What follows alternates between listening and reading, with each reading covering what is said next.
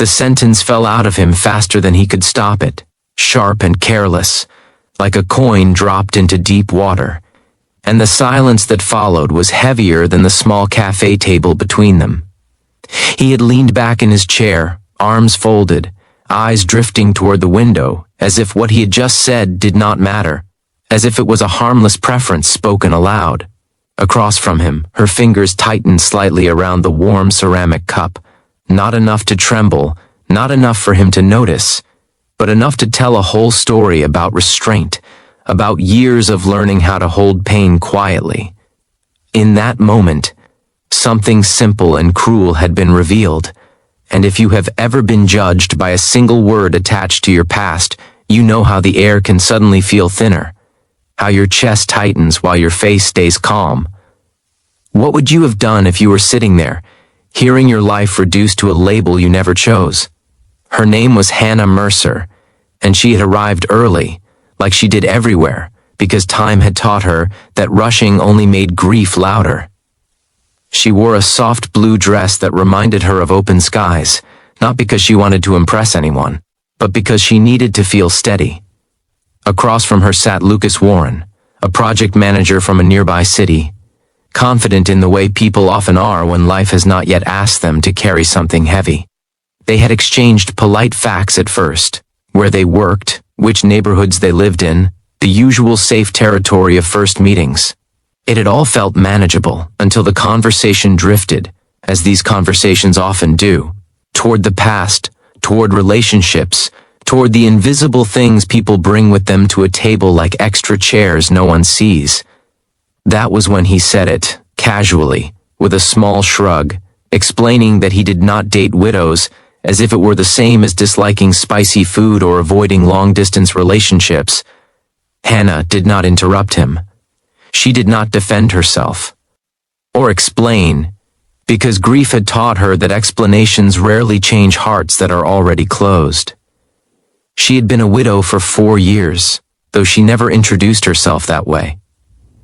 She had been a wife once, deeply and sincerely, to a gentle man named Andrew who had loved quiet mornings and fixing broken things around the house.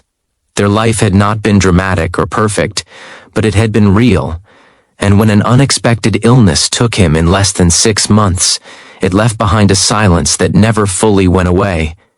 Hannah had learned to live with that silence, to fold it neatly into her days, to smile without lying, to hope without demanding.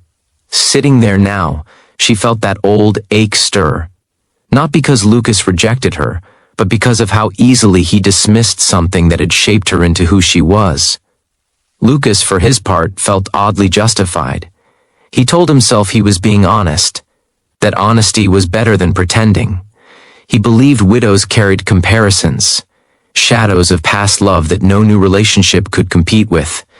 He did not consider that his words were not neutral facts but judgments shaped by fear. Fear of not being enough, fear of being second, fear of a pain he had never actually touched. He glanced at Hannah, noticing her composed expression, and assumed she was unaffected. He did not know that strength often looks like stillness, or that some people have learned how to absorb hurt without spilling it onto the table.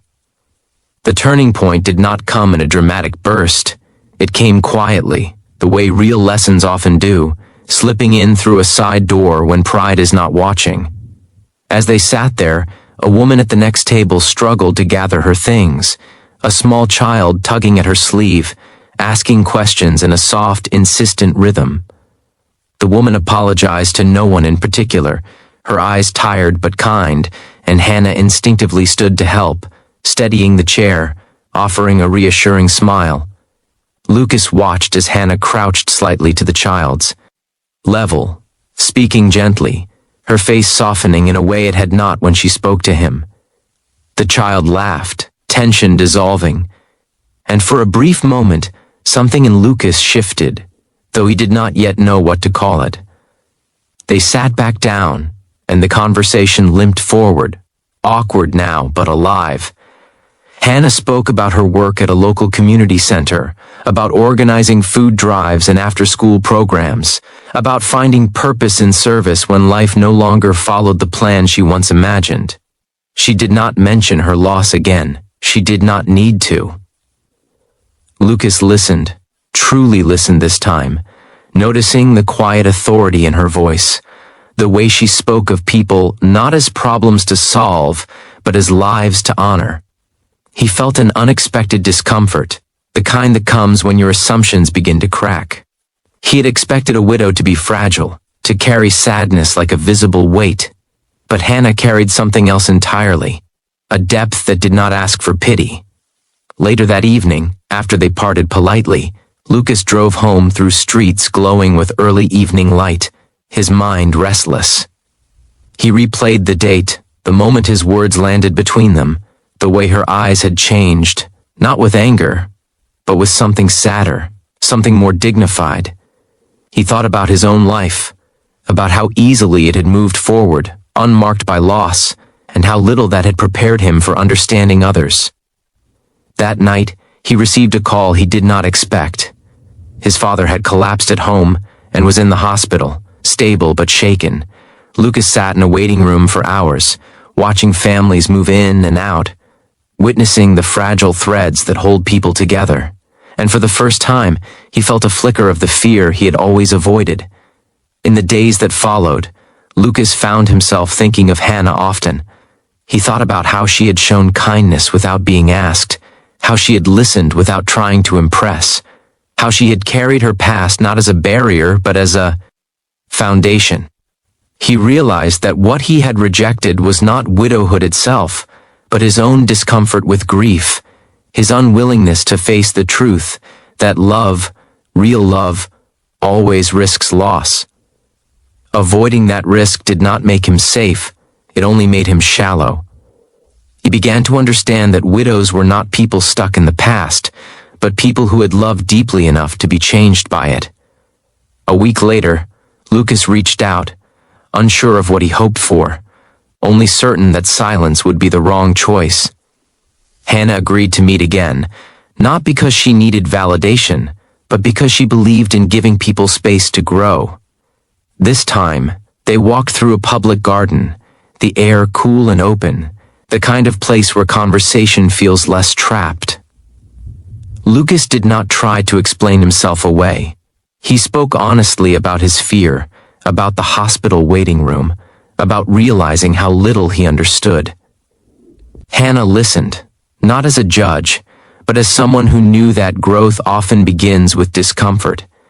Their connection did not transform into instant romance, and it did not need to. What changed was something quieter and more lasting. Lucas learned that compassion is not about agreeing with everyone, but about honoring experiences you have not lived. Hannah was reminded that her story did not need to shrink to make others comfortable. They both carried forward, changed in small but meaningful ways, proof that even a single careless sentence can become the start of a deeper understanding when humility enters the room. If this story stirred something in you, if it made you reflect on a moment you judged too quickly or were judged yourself, you are welcome to share your thoughts in the comments. And if this story truly touched your heart, gently consider liking, commenting, sharing, and subscribing so more stories of kindness and quiet growth can find their way to others.